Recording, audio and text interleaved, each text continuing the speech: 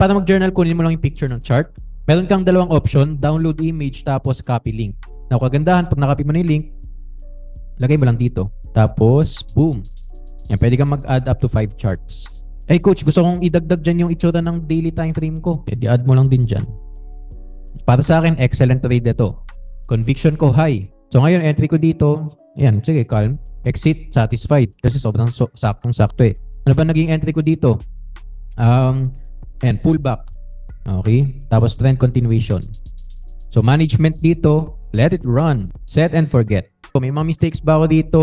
Para sa akin, wala. Kasi sobrang perfect para sa akin. So, anong naging okay sa trade na to? Nag-execute ako dito sa 1 hour time frame imbis na lower time frame.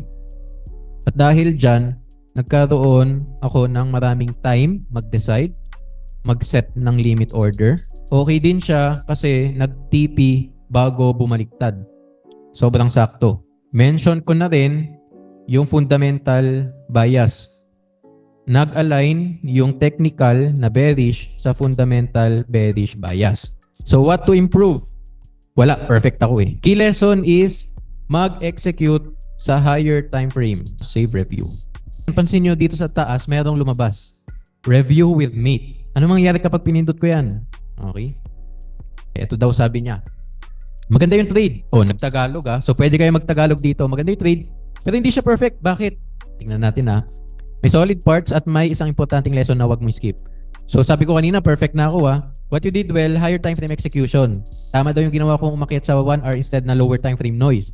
Mas malinaw ang structure, less emotional. Ang ganda nun. Good. Hindi ka nagma-micromanage habang tumatakbo ang trade. Fundamental plus technical alignment, valid edge yan kung tama rin ang market structure. Hindi siya standalone reason pero helpful confirmation. Tas TP got hit before reversal, okay daw yung trade management ko, nirespeto ko yung plan. Tas kita nyo, nabasa niya rin yung chart kahit na link lang inilagay natin. So one day, may bearish context pa rin pero hindi to pure one way trend. May mga swing up and blah blah blah blah. So ito daw yung what to correct. So sabi niya, what to correct?